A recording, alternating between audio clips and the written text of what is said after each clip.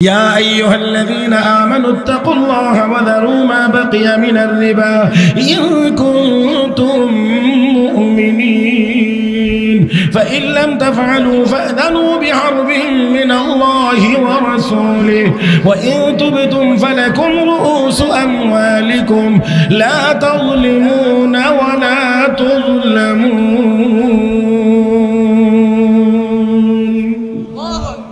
আল্লাহ রাব্বুল আলামিন বলেন ইমানদাররা আল্লাহকে ভয় করো, সুদের সব লেনদেন বয়কট করো। তাই আজকের এই সম্মেলন থেকে আমি আহ্বান জানাই, আসুন আমরা তওবা করি আর সুদ সহ যাবতীয় হারাম থেকে আমরা বিরত থাকি, সব হারাম লেনদেন সব বয়কট করি। আল্লাহ যারা কৃষি কাজ করে এই কৃষি কাজের ভিতরে একটা মজা আছে, যারা ব্যবসা করে ব্যবসার ভিতরে একটা মজা আছে, ব্যবসার মধ্যে অনেক কোয়ালিটির ব্যবসা আছে।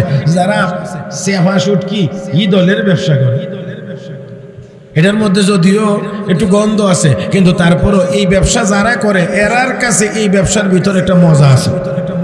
আচ্ছা দেখেন তো, যারা ওই যে কুরবানির সময় চামড়া কিনে যারা ট্রেনারিতে, এখানে খুব সুগন্ধ না, কথা কয় না, দুর্গন্ধ। এই দুর্গন্ধের ভিতরেও এই ব্যবসার ভিতরে একটা মজা অবশ্যই আছে।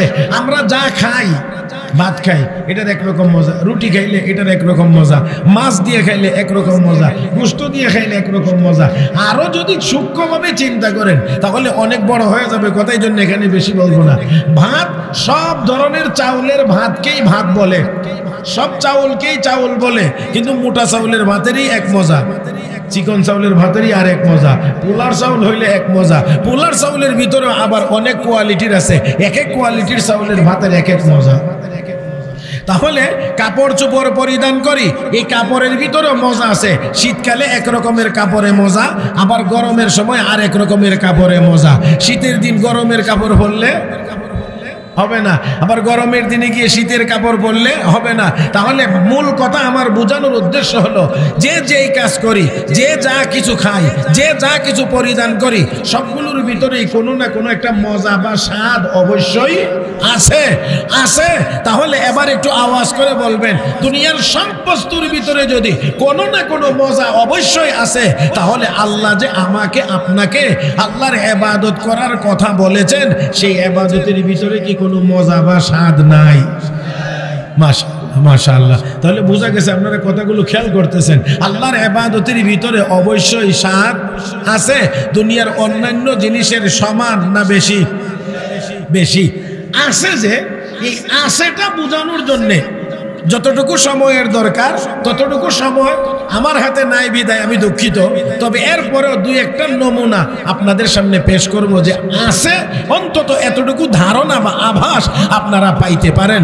মুহতারাম হাজরিন, আল্লাহর ইবাদতের ভিতরে যে স্বাদ আর মজা আছে পরিচিত কথাই, কারণ 31 বছর যাবত আপনারা এখানেই ওয়াজ শুনতেছেন, 31 বছর যাবত আপনারা এখানেই ওয়াজ শুনেন, আরো আশেপাশে কত মাহফিলে গিয়ে শুনেন, কোন ওয়াজ শুনেন নাই। এজন্য হযরত শেখ গওহরপুরী রহমাতুল্লাহ আলাইহি বলতেন, আমি কি ওয়াজ করব? ওয়াজ তো শ্রোতারা সবাই জানে। নামাজ না পড়লে যে গুনাহ হবে এটা শ্রোতারা জানে না। সুদ খাইলে যে গুনাহ হবে এটা কি মানুষ জানে না? মুসলমান জানে না? জানে। বেপরদা হইলে যে গুনাহ হবে এটা তো মানুষ জানে। গান বাজনা শুনলে গুনাহ হবে এটা মুসলমান জানে। তাহলে আবার নতুন ওয়াজ আইব কই থেকে? তারপরেও আমি একটু স্মরণ করিয়ে দিচ্ছি যে আল্লাহর ইবাদতের ভিতরে স্বাদ আছে, মজা আছে। লক্ষ্য করে দেখেন, আমাদের মাযহাবের ইমাম আযম আবু হানিফা আন-নু'মান রাহিমাহুল্লাহ, তিনি কাবা শরীফ তওয়াফ করলেন, 2 রাকাত নামাজের জন্য দাঁড়াইলেন। 2 রাকাত নামাজের জন্য দাঁড়াইলেন, দাঁড়ায়া ডাইন পায়ের উপর একটু বেশি ভর করে দাঁড়াইলেন। তো এই দাঁড়ানোর ভিতরে 15 পারা কোরআন শরীফ তেলাওয়াত করেছেন। কয় পারা? 15 পারা কোরআন শরীফ তেলাওয়াত করেছেন। ও মুসলমান, রুকু সেজদা শেষ করে আবার উঠলেন, তো বাম পায়ের উপর একটু বেশি ভর দিয়ে দাঁড়াইলেন। এইভাবে দাঁড়িয়ে বাকি 15 পারা 2 রাকাত নামাজের ভিতরে কয় পারা? দুই রাকাত নামাজে কয় পারা? 30 পারা। আপনাদের আমাদের কোরআন শরীফে কয় পারা? তার মানে দুই রাকাত নামাজের ভিতরে পুরা কোরআন শরীফ খতম করে ফেলেছেন। ইনসাফের আওয়াজে বলবেন বেমজা হইলে? হ্যাঁ, বেমজা হইলে না মজা হইলে? মজাটা কেমন এটা যারা বুঝছেন যেমন, তার কাছে মজা তেমন। আমরা বুঝতে পারি নাই, এই জন্যে মসজিদে যাই না। আর যদি যাইও তারপরেও আগে কত আগে মসজিদ থেকে বের হয়ে আসা যায় এই চিন্তা আগে থাকে। এই জন্য আগে গেলেও আগে বসে না, পিছনে থাকে। খেয়াল করবেন মুহতারাম হাজিরিন, এটা মজা না পাওয়ার কারণে। খেয়াল করবেন হযরত আকদাস হযরত মাওলানা হাকিম আখতার সাহেব রহমতুল্লাহি আলাইহি তার কিতাবের মধ্যে লিখেছেন, এক ব্যক্তি তার ড্রাইভারকে নিয়ে কোথাও সফরে বের হয়েছে। প্রতিমধ্যে আজান শুরু হলে ড্রাইভার বলছে, স্যার আমাকে একটু সুযোগ দেন, আমি গাড়িটা একটু ব্রেক করে আমি নামাজটা পড়ে আসি। ঠিক আছে, গাড়ি থামাও, পার্কিং করো। থামাইছে, পার্কিং করছে, নামাজের জন্য চলে গেছে। এখন অন্যান্য মুসল্লিরা নামাজ পড়ে চলে আসে, কিন্তু এই ড্রাইভার আর বের হয়ে আসে না। নামাজই পড়ে বিরক্ত হয়ে মালিক গাড়ি থেকে নেমে মসজিদের গেটে গিয়ে ডাক দেয়, আব্দুর রহমান। বোঝানোর জন্য বলছি, তার নাম একটা আব্দুর রহমান। জি স্যার, বের হয়ে আসলে কেন? অত্যন্ত বিনয়ের সাথে বলতেছে, স্যার আমাকে তো মসজিদ হইতে বের হইতে দেওয়া হচ্ছে, আমাকে মসজিদ হতে বের হইতে দেওয়া হচ্ছে না। কে তোরে বের হইতে দেয় না? একজন মানুষ মসজিদে দেখা যায় না। কে তোরে বের হইতে দেয় না? এবার আরো বিনয়ের সাথে বলছেন, স্যার যিনি আপনাকে ঢুকতে দেন না তিনি আমাকে বের হইতে দেন। আওয়াজ করে বলতে পারবেন ওই তিনি কে? মহব্বতের আওয়াজে বলেন না, তিনি কে? আল্লাহর নামটা বলতে কি কষ্ট হয়, খারাপ লাগে? এত ভালো আর কোনোটা নাই যত ভালো আমার আল্লাহর নাম। এর চাইতে উচ্চারণ করার মতো আর ভালো কিছু নাই যত ভালো আমার আল্লাহর নাম। একটু মহব্বতে ডাক দেন না, কে? আল্লাহ আল্লাহ আল্লাহ। আমার ভাইয়েরা, তাহলে একটু খেয়াল করেন, মজা নাই না আছে? শাইখুল হাদিস সাহেব বসা, ওনারে বসায় রেখে আওয়াজ করতে গেলে একটু ডর করে না? হ্যাঁ, তারপর আবার একটু সাহসও আছে, কারণ কোনো জিনিসের শর্ট পড়লে এখান থেকে টান দানিয়া চালাই দেবেন। কথা কনারে আল্লাহ হায়াতে বরকত দান করুক। হাদিসের কিতাবে একটা বড় ঘটনা বর্ণিত হয়েছে। আমি বড় ঘটনাটাকে একসাথে একটা না পুরাটা বলতে পারবো না, অংশ বিশেষ আপনাদের সামনে তুলে ধরতে হবে। এই হাদিস আবু দাউদ শরীফ 2য় খণ্ড কিতাবুল জিহাদের ভিতরে আছে, খুব সম্ভবত বুখারী শরীফ 2য় খণ্ড কিতাবুল মাগাজির ভিতরেও আছে। আল্লাহ রাসূলের সাহাবী হযরত খুবাইব রাদিয়াল্লাহু তাআলা আনহু সহ 10 জন সাহাবীকে নবী পাঠিয়েছিলেন মক্কাবাসীদের খোঁজ খবর নেওয়ার জন্য। ঘটনাক্রমে নবীর এই 10 জন সাহাবী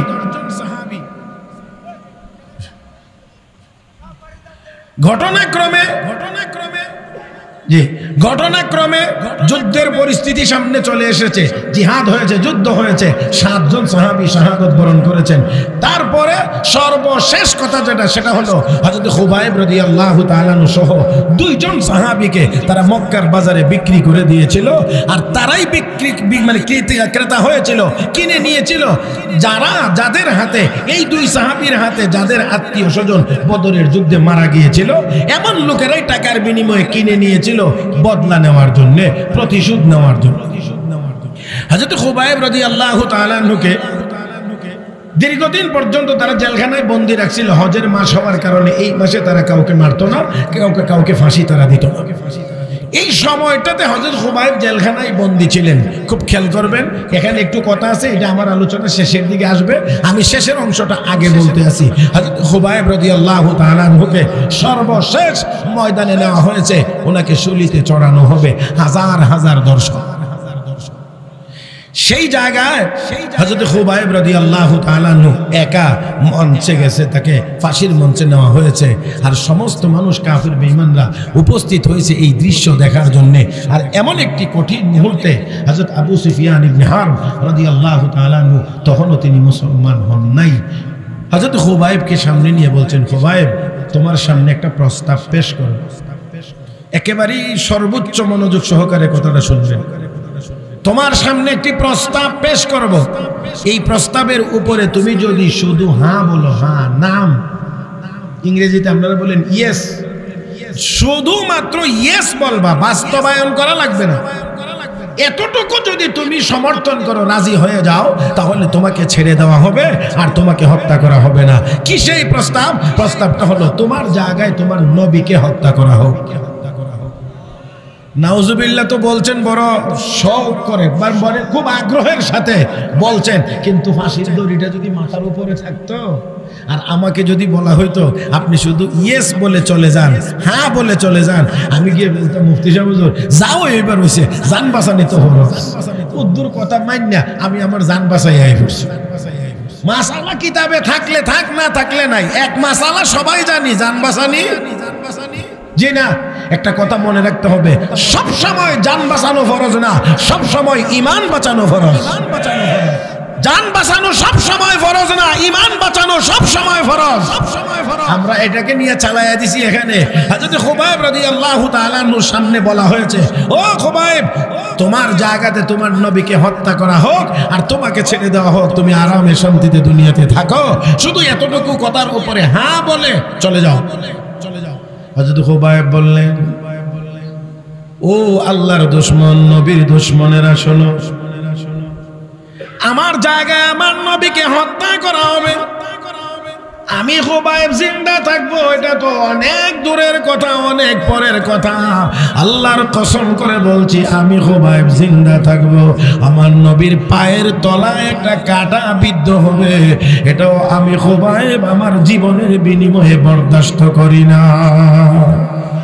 আর একটু জোরে কোন, ও মুসলমান, আমার আপনার সামনে এই বাংলার জমিনে আমার নবীর ইজ্জতের উপরে কলঙ্ক লেপন করা হয়, আমার নবীর সম্মান মর্যাদার উল্টা কথা বলা হয়, নবীর ইজ্জতের উপরে আঘাত করা হয়, নবীর ইজ্জতের উপরে হামলা করলে, আঘাত করলে কোন উম্মত যদি নীরব বসে থাকে আমার ভাইয়েরা, তাহলে বুঝতে হবে তার ঈমানের ভিতরে অবশ্যই দুর্বলতা আছে। আমার বন্ধুরা, বাবাকে গালি দিলে যদি সন্তান নীরব থাকে, সন্তান হওয়ার ব্যাপারে সন্দেহ আছে। নবীকে গালি দিলে উম্মত যদি নীরব থাকে, বোঝা গেল উম্মত হওয়ার ব্যাপারে তার মধ্যেও সন্দেহ আছে। হযরত খুবাইব এই কথা বললেন, আমি বেঁচে থাকবো, নবীর পায়ের তলায় কাঁটা বিদ্ধ হবে, এটাও আমি বরদাস্ত করি না। উনাদেরকে আশেক রাসূল বলা হয়, ওনাদেরকে আশেকে রাসূল বলা হয়, বলা যায়। আমাদের মতো এই জিলাপি খানেওয়ালাদেরকে আশেকে রাসূল বলা যায় না। কষ্ট পাইবেন না তো? দেখেন, এই কথা শুনে আবু সুফিয়ান ইবনে হারব বিভিন্নভাবে পৃথিবীর বিভিন্ন জায়গা ভ্রমণ করেছে, দেশ বিদেশ সফর করেছে, তখন সে তার ওপিনিয়ন, তার মতামত ব্যক্ত করে বলছিল, মা রাআইতু আসহাবান কাসহাবি মুহাম্মাদিন ইউহিব্বু মুহাম্মাদান। দুনিয়ার কত জায়গায় গেলাম, কত মানুষের অনুসারী দেখলাম, কিন্তু মুহাম্মদের সাহাবীরা মুহাম্মদকে যতটা মহব্বত করে ভালোবাসে, এর নজির নমুনা পৃথিবীর আর কোথাও আমি তালাশ করে পাই না। এই কথাটা হযরত আবু সুফিয়ান মুসলমান হওয়ার পরের কথা না, এটা মুসলমান হওয়ার আগের কথা। মা রাআইতু আসহাবান কাসহাবি মুহাম্মাদিন ইউহিব্বু মুহাম্মাদান। মুহাম্মদের সাহাবীরা মুহাম্মদকে যত ভালোবাসে, এর কোনো নমুনা পৃথিবীর কোথাও পাই নাই। তাহলে বোঝা গেল আল্লাহর নবীকে মহব্বত করার উৎকৃষ্ট নমুনার মডেল হলেন সাহাবায়ে কেরাম। সাহাবীদের সাথে যার মহব্বত মিলবে তার মহব্বত খাঁটি, সাহাবীদের মহব্বতের সাথে যার মহব্বত মিলবে না, বুঝতে হবে তার মহব্বতে ভেজাল। আমার কথা বুঝতে কষ্ট হচ্ছে না তো? আমার ওয়াজের বয়স বেশি হয়েছে না, মাত্র 33 বছর, কিন্তু একেবারে অবাক করার মতো সত্য হলো, এই রাস্তাটা দিয়ে আমার জীবনের এই প্রথম ঢুকছে। বুঝাইতে পারছেন নাকি? শুধু এই রাস্তাটা দিয়ে দেখতাম, একটা সাইনবোর্ড আগে ছিল, এখন তো রাস্তার কাজ চলে জন্য নাই, মমতলা, এই রাস্তার মাথার মধ্যে খালি এটা পড়তাম, আইতে আর যাইতে, এটাই ছিল আমার কাজ। এই 33 বছর ওয়াজের পরে আল্লাহর রহম হইছে, দয়া হইছে, এই রাস্তা দিয়ে আমার ঢোকার সুযোগ হইছে। জানি না আজকে গেলে আবার কত বছর পরে আবার হওয়ার সুযোগ হয় জানা নাই। তবে তারপরেও জানা থাক আর না থাক, আলহামদুলিল্লাহ আলহামদুলিল্লাহ। আমার অত্যন্ত স্নেহ, অত্যন্ত মুহাব্বতের ভাই মাওলানা মুফতি ওয়াজেদ আলী দামাত বারাকাতুহুম, ওনার নেক নজরে আল্লাহর দয়া আপনাদের খেদমতে আসার সুযোগ হয়েছে। তবে আমি এসে অত্যন্ত আনন্দিত হয়েছি এই জন্যে, মাগরিবের নামাজের পরে এত শ্রোতা সাধারণত আমাদের দেশের অনেক জায়গাতেই হয় না। আলহামদুলিল্লাহ আলহামদুলিল্লাহ, এটাই হওয়ার কথা। আমাদের অনেক জায়গাতে গেলে হুজুর মাগরিবের পরে শ্রোতা আয় না। তো আমি বললাম যে আপনাদের দেশের ইমাম সাহেবেরা কি মুসল্লিরা আইলে নামাজ পড়া না ইমাম সাহেব টাইম মতো নামাজ পড়া? হুজুর এটা কোনটা? নামাজ তো ইমাম সাহেব টাইম মতো পড়ে। আমি এইটার নাম হইতো ইমাম। ইমাম জামাতের নির্দিষ্ট টাইমে মেহরাবে দাঁড়াবে, যাদের জামাতে নামাজ পড়ার ইচ্ছা আছে তারা ওই টাইমের আগে এসে হাজির হবে। এখন যদি কোনো ইমাম যদি চিন্তা করে মুক্তাদি মুসল্লিরা আসুক তারপরে নামাজ হবে, তাহলে জোহরের নামাজ আসরেও পড়ানো সম্ভব হবে না। কারণ আম্বিয়ার বাপ আইলে সুরত আলীর বাপ বাহি থাকবো, কথা কয় না? সুরত আলীর বাপ আইলে আদম আলীর বাপ বাকি থাকবো, তো দেখা যাইব যে আল্লাহ রহমতে আর জামাত হবে না। এই জন্যে ওলামায়ে কেরামের কাজ হলো যথা সময়ে ওলামায়ে কেরাম যারা আসবেন তাদেরকে বয়ানে বসায়া দেওয়া, যাদের বয়ান শোনার আগ্রহ তারা সময় মতো হাজির। মাশাআল্লাহ মাশাআল্লাহ। হ্যাঁ, খতিবে বাঙ্গাল আল্লামা জুনায়েদ আল হাবিব দামাত বারাকাতুম তিনিও উপস্থিত। ও আপনাদের কপাল কত ভালো, তাই না? যাক আলহামদুলিল্লাহ। আমি একটু দেখি একটু মাঝমাটাতে জমায়ে দিয়ে যেতে পারি, তাহলে খতিবে বাঙ্গালের জন্য বয়ান করাটা সহজ হবে। কি বলেন, ঠিক না? আর জমানোর চিন্তা করতে হবে না, খালি বুলেট কথা কয় না রে, কথা কয় না। হ্যাঁ আলহামদুলিল্লাহ আলহামদুলিল্লাহ। কষ্ট হচ্ছে না তো? এই জন্য জিজ্ঞেস করছিলাম আমার কথা বুঝতে অসুবিধা হয় না তো?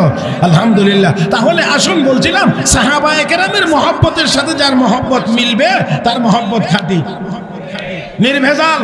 আর সাহাবীর মহব্বতের সাথে যদি মিলে না তাহলে এটা ভেজাল। সাহাবীদের মহব্বতের নমুনা ছিল নবীর মাথায় টুপি ছিল, সাহাবীরা নবীকে মহব্বত করতেন, এই জন্য তাদের মাথায়ও টুপি ছিল।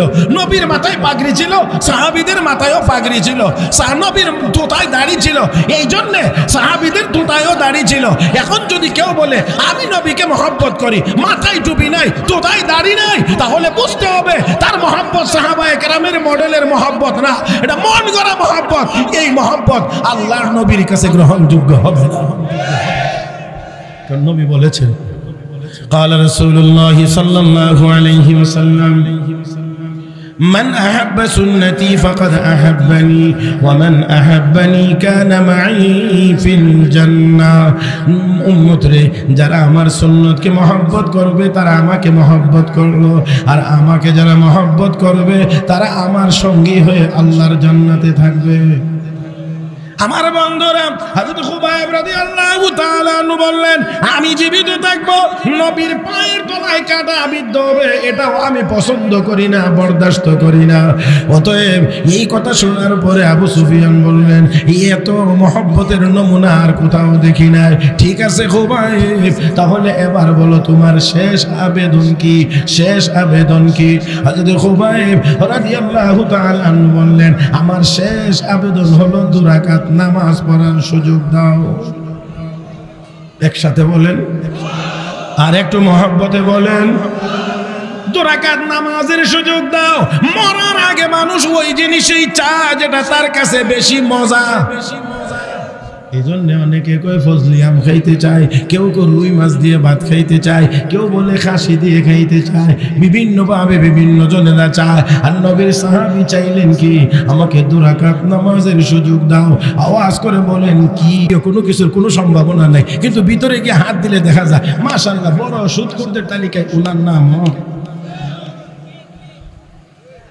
বেজার হয়েন না, হ্যাঁ রাগটাক করবেন না তো।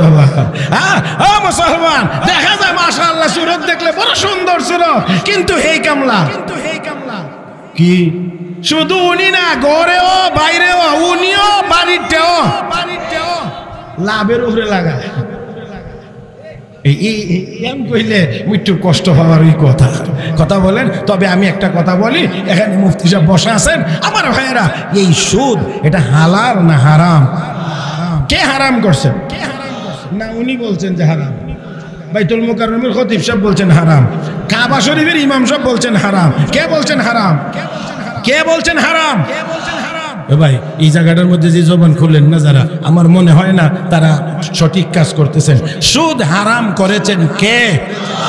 আমাদেরকে বানাইছেন কে? তো বানাইছেন আল্লাহ, হারামও করছেন আল্লাহ। রাগ হুজুরের উপরে কেন? الذين يأكلون الربا لا يقومون إلا كما يقوم الذي يتخبطه الشيطان من المس ذلك بأنهم قالوا إنما البيع مثل الربا وأحل الله البيع وحرم الربا فمن جاءه موعظة من ربه فانتهى فله ما سلف وأمره إلى الله ومن عاد فأولئك أصحاب النار هم فيها خالدون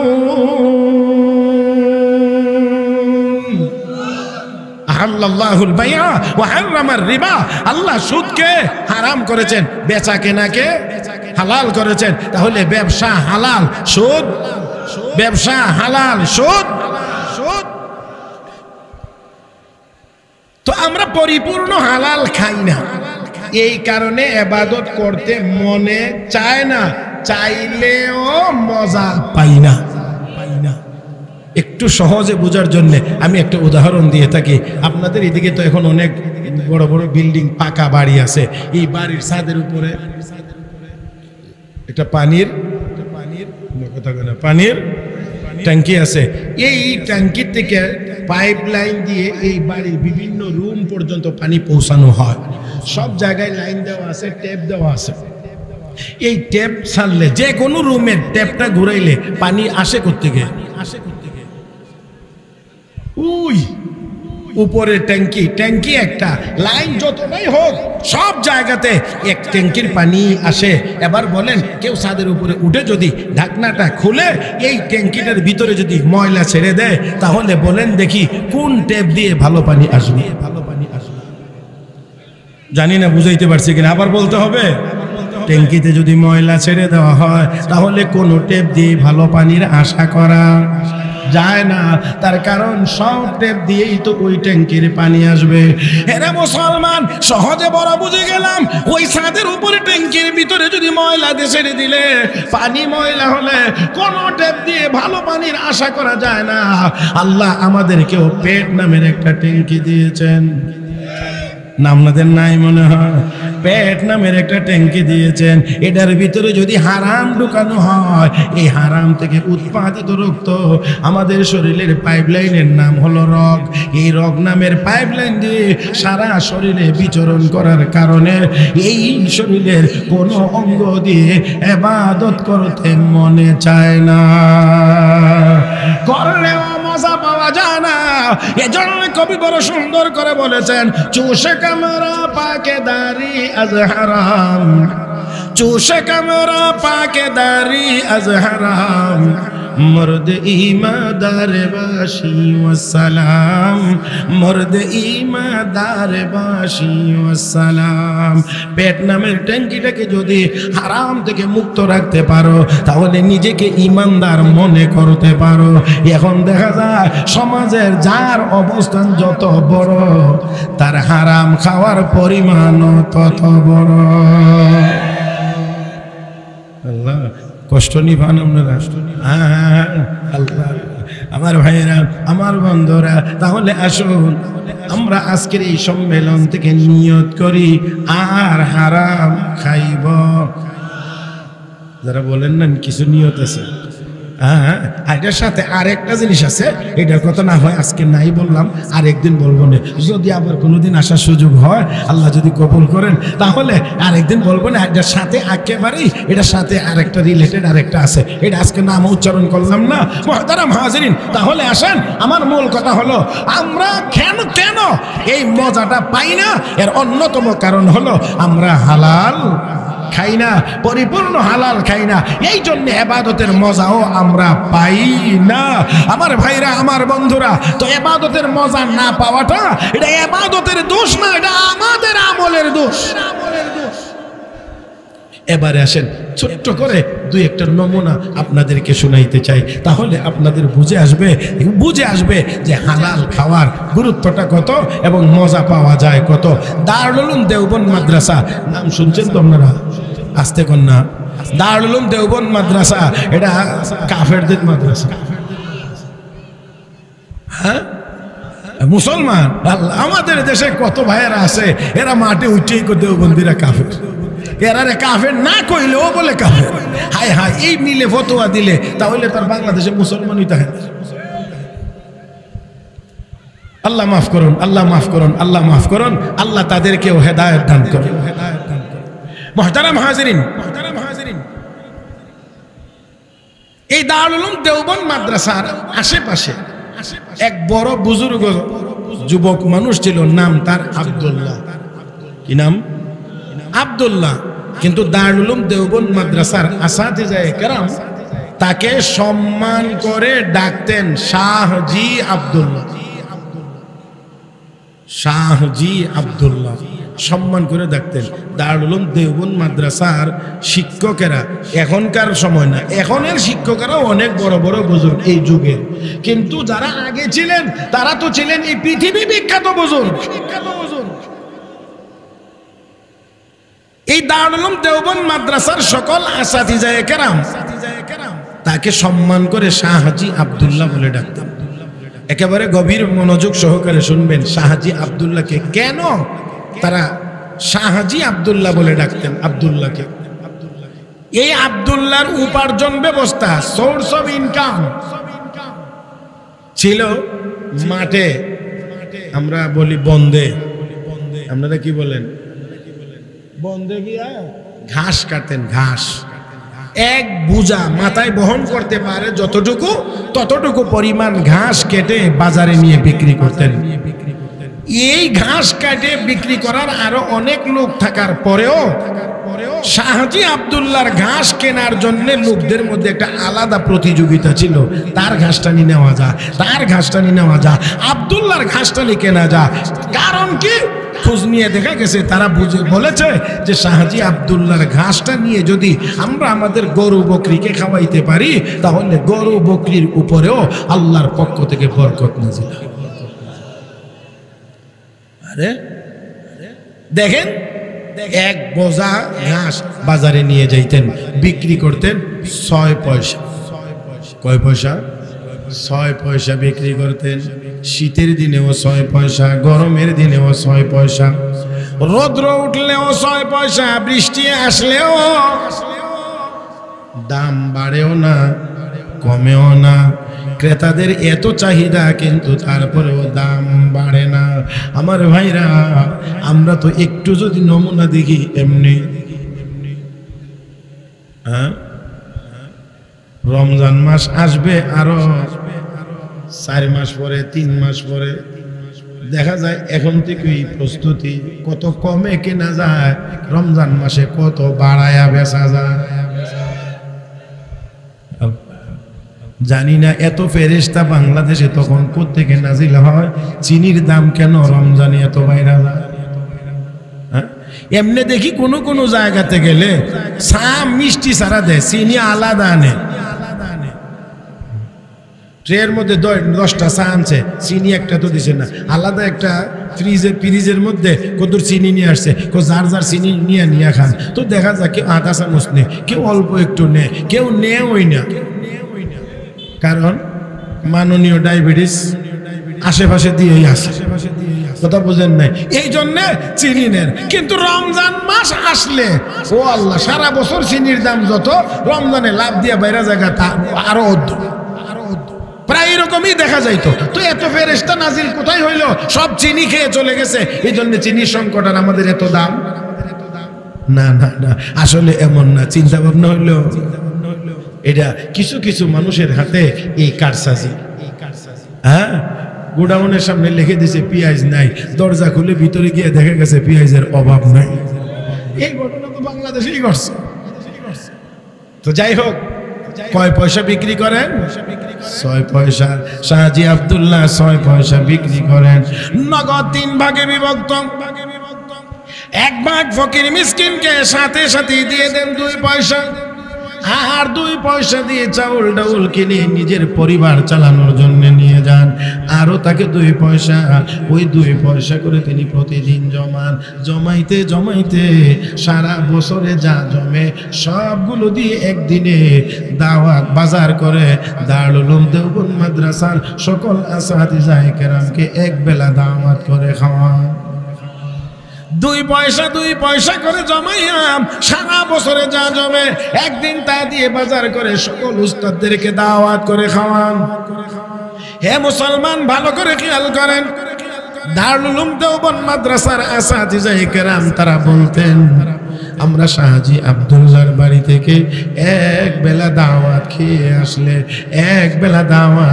আসলে অপেক্ষায় থাকতাম আবার কখন আমাদেরকে দাওয়াত দেবে, আবার গিয়ে আমরা খানা খাইব। কেন হুজুর? আপনাদেরকে অনেক ধনী মানুষেরা দাওয়াত দেন, অনেক শিল্পপতিরা দাওয়াত দেন, অনেক বড় বড় মানুষেরা দাওয়াত দেন, তাদের বাড়িতে খাওয়ার জন্য এত আগ্রহী হয়ে থাকে না, এই গরিব মানুষটির বাড়িতে খাওয়ার জন্য এত আগ্রহ কারণ কি? হযরত মাওলানা ইয়াকুব নানুতুবি সহ উলামায়ে কেরামের জবাব ছিল, শোনো, পেট ভরার জন্য না, খাবারের লোভে না। শাহজি আব্দুল্লাহর বাড়ির খানা এত বেশি হালাল। আল্লাহু আকবার কোন, একসাথে সবাই মিলে কোন, শাহজি আব্দুল্লাহর বাড়ির খানা এত বেশি হালাল।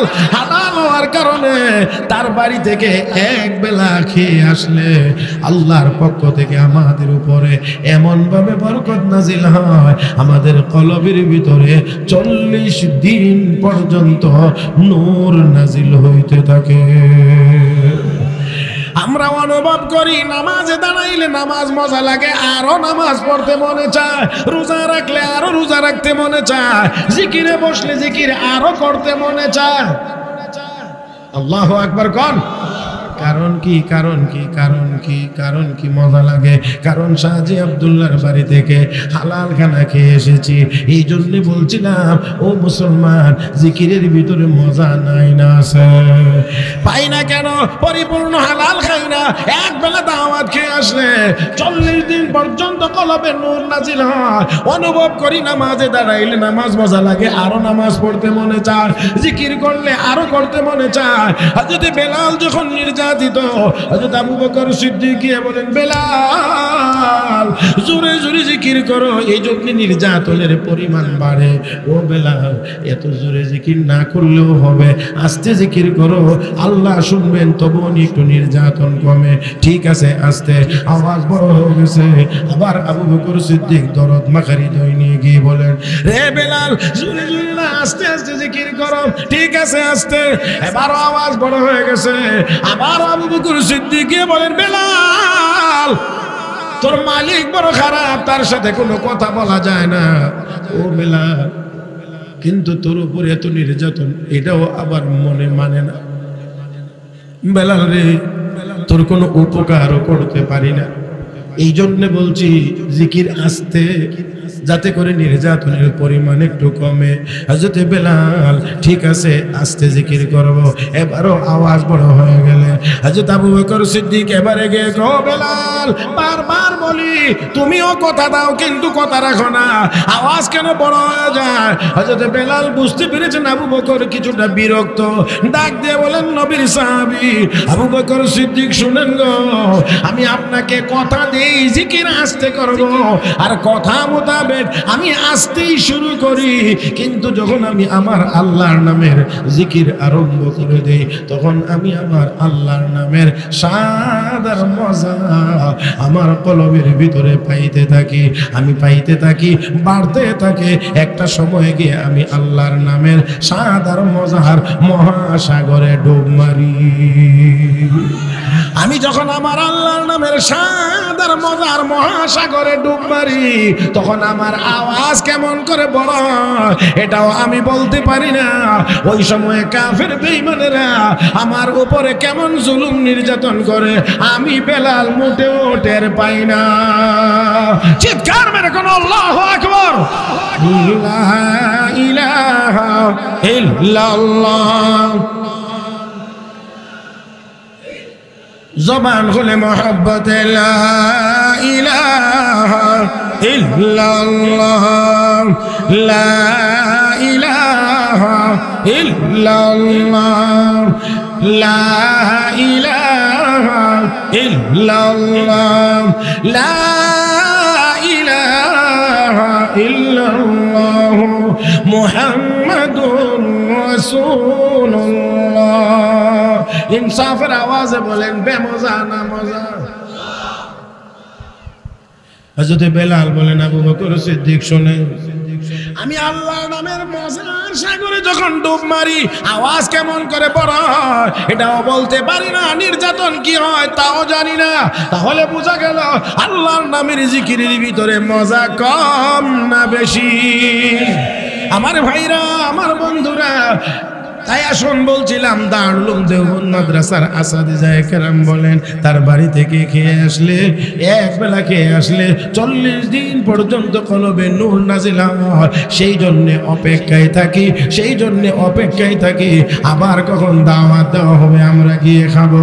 আমার ভাইয়েরা আসুন, হযরত খুবাইবের কথা বলছিলাম, হযরত খুবাইবের কথার বাকি অংশটা শেষ করে আলোচনাও শেষ করব। হযরত খুবাইব রাদিয়াল্লাহু তাআলা আনহুকে জেলখানাতে বন্দী করে রাখা হয়েছিল, মনে আছে তো সেই কথাটা?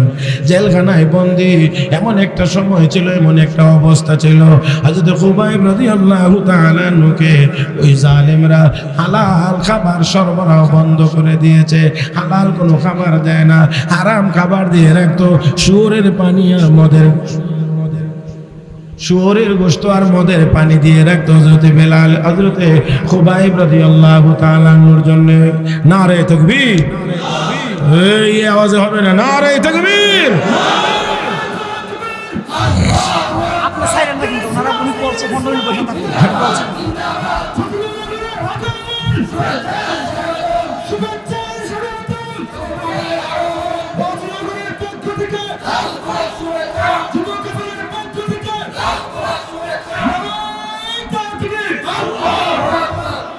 বাস বাস বাস, জাহাজ আইলে এই কুষা ডিঙ্গি ডেঙ্গি এইটা চলে না, ডে ওই ডুবে যায় কথা গান রে।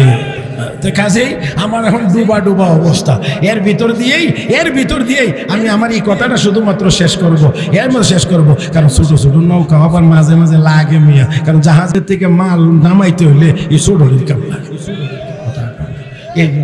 এই জন্যে আমি এই ছোটটা আর কি এই কথাগুলি শেষ করতে আসি। হযরত খুবাইবের কথা মনে আছেন? জেলখানার ভিতরে বন্দী, হালাল খাবার সরবরাহ বন্ধ, হারাম খাবার সামনে দেওয়া হয়েছে, শুয়োরের গোশত দেওয়া হয়, মদের পানি দেওয়া হয়। আওয়াজ করে বলেন কোনটা হালাল, কোনটা হালাল?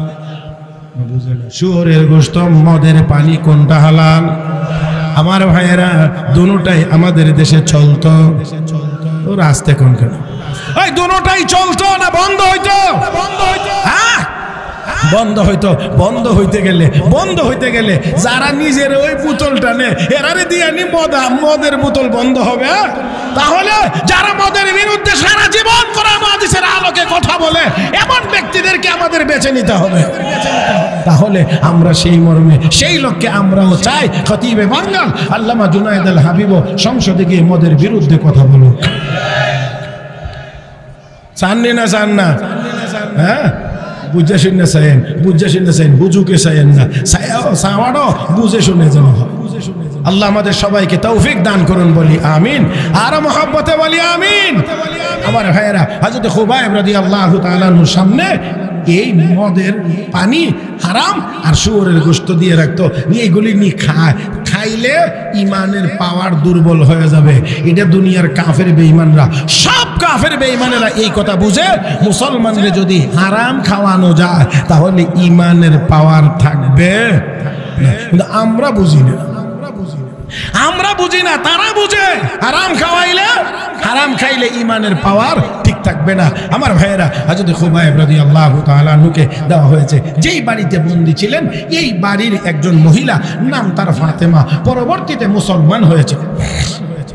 মুসলমান হওয়ার পরে আল্লাহর নবীর সামনে হযরত খুবাইবের ব্যাপারে একটি চমৎকার রিপোর্ট প্রকাশ করেছেন, একটা বক্তব্য তিনি দিয়েছেন। ওয়াল্লাহি ما رأيت أسيرا قط خيرا من خبيب ولقد رأيته يأكل من قطعة عنب وما بمكة يومئذ ثمرة وإنه لموسق في الحديد وما كان إلا رزق رزقه الله। আল্লাহর নবী গো, আল্লাহর কসম করে বলছি, খুবাইবের চাইতে উত্তম কোন বন্দী মানুষ আমি ফাতেমা আমার জিন্দেগিতে কোনোদিন দেখি নাই। ওগো আল্লাহর নবী, শুধুমাত্র তা না, শুয়োরের গোশত আর মদের পানি দিয়ে রাখতাম। আমি আবার মাঝে মাঝে বেড়ার ফাঁক দিয়ে উকি মেরে দেখতাম এইগুলো খুবাইব খায় কি খায় না, পান করে কি করে না। আমি তখন দেখতে পাইতাম, ওগো আল্লাহর নবী, আমাদের দেওয়া সেই শুয়োরের গোশত আর মদের পানি জায়গাতেই পড়ে আছে। ওয়ালাকাদ রাআইতুহু ইয়াকুলু মিন কিতাতি ইনাব। ওগো আল্লাহর নবী, মক্কায় যখন বাগানে কোনো ফল নাই, মক্কার বাজারে কোথাও কোনো আঙ্গুর নাই, ওই আন সিজনে জেলখানার ভিতরে আমি দেখতে পাইতাম খুবাইব তাজা তাজা আঙ্গুর খাইতেছে। ওই জেলখানার ভিতরে খুবাইব তাজা তাজা আঙ্গুর খা। ওমা কানা ইল্লা রিজকুন রাযাকাহুল্লাহ। আর এটা দুনিয়ার কোনো মানুষের দেওয়া না, এটা ছিল আল্লাহ পাকের পক্ষ থেকে পাঠানো স্পেশাল রিজিক। এ মুসলমান, হারাম খায় নাই, হারামের দিকে তাকায় নাই। আল্লাহ আন সিজনের ফল দিয়ে হালাল খাবারের ব্যবস্থা করেছেন। যেই মালিকের ক্ষমতা এত, জেলখানার ভিতরে আন সিজনে তাজা আঙ্গুর খাওয়ায়া মুসলমানকে পালতে পারে, সেই মুসলমান নিজের পেট পালার জন্য দুনিয়ার কোনো ইহুদি খ্রিস্টানের সামনে মাথা নত করতে পারে না। তাহলে আসুন, আমি আমার কথা শেষ করতে বাধ্য। এতটুকু যে করছি এটাই অনেক ভয়ে ভয়ে, কথা বুঝেন নাই, ডরে ডরে। শুধুমাত্র শেষ স্মরণ করাই দিচ্ছি, রব্বে করিম বলেন, ইয়া আইয়ুহাল্লাযীনা আমানু, হে ঈমানদারেরা, কুলু মিনাত তাইয়্যিবাত, কুলু মিন তাইয়্যিবাতি মা রাযাকনাকুম। আমি আল্লাহ তোমাদেরকে যে রিজিক দিয়েছি, এখান থেকে হালাল পবিত্র রিজিক তোমরা ভক্ষণ করো। রাসূল বলছেন, লা ইয়াদখুলুল জান্নাতা জাসাদুন গুযিয়া বিল হারাম। যেই দেহ হারাম দ্বারা লালিত পালিত হবে, সেই দেহ জান্নাতে যাবে। আপনারা কি জান্নাতে যাইতে চান না? তাহলে অবশ্যই অবশ্যই আমাদেরকে সব রকমের হারাম বর্জন করতে হবে, সব রকমের হারাম বর্জন করতে হবে। এই হারামগুলোর অন্যতম হারামের নাম হলো সুদ। অন্যতম হারামের নাম সুদ, যেটা সমাজের রন্ধ্রে রন্ধ্রে প্রবেশ করেছে। পুরুষেরা যেমন, মহিলারাও তেমন। এই জন্যে আল্লাহর আহ্বান, শুধু আয়াতটা তেলাওয়াত করে আমি আমার কথা শেষ করবো। আহ্বানটা শুধু শুনাইয়া দিচ্ছি। সেই আহ্বানের কথাটা আগে বলে ফেলি, সেটা হলো আল্লাহর পক্ষ থেকে ঘোষণা, ঈমানদারেরা যদি মুমিন হওয়ার দাবি করো তাহলে অবশ্যই সুদের যাবতীয় লেনদেন চলবে না বন্ধ, চলবে না বন্ধ। يا أيها الذين آمنوا اتقوا الله وذروا ما بقي من الربا إن كنتم مؤمنين فإن لم تفعلوا فأذنوا بحرب من الله ورسوله وإن تبتم فلكم رؤوس أموالكم لا تظلمون ولا تظلمون। আল্লাহ রাব্বুল আলামিন বলেন, ঈমানদাররা আল্লাহকে ভয় করো, সুদের সব লেনদেন বয়কট করো। তাই আজকের এই সম্মেলন থেকে আমি আহ্বান জানাই, আসুন আমরা তওবা করি আর সুদ সহ যাবতীয় হারাম থেকে আমরা বিরত থাকি, সব হারাম লেনদেন সব বয়কট করি। আল্লাহ আমাদের সবাইকে তৌফিক দান করুন। যদি হারাম বয়কট করে হালাল খেয়ে যদি নামাজে দাঁড়াইতে পারি, কোরআন তেলাওয়াত করতে পারি, জিকিরের জন্য বসতে পারি, দরুদের জন্য বসতে পারি, যে কোনো নেক আমলের জন্য কাজ করি, তাহলে তাহলে অবশ্যই দেখব আল্লাহর ইবাদতের ভিতরে সত্যি কি পরিমাণ মজা আর স্বাদ আছে। আল্লাহ আমাদের সবাইকে কথাগুলো বুঝবার এবং আমল করার তৌফিক দান করুন। আমিন ইয়া রাব্বাল আলামিন। সুবহানাকাল্লাহুম্মা বিহামদিক আশহাদু আল লা ইলাহা ইল্লা আনতা আস্তাগফিরুকা ওয়া আতুবু ইলাইক ওয়া আখিরু দাওয়ানা আলহামদুলিল্লাহি রাব্বিল আলামিন। আসসালামু আলাইকুম ওয়া রাহমাতুল্লাহি ওয়া বারাকাতুহু।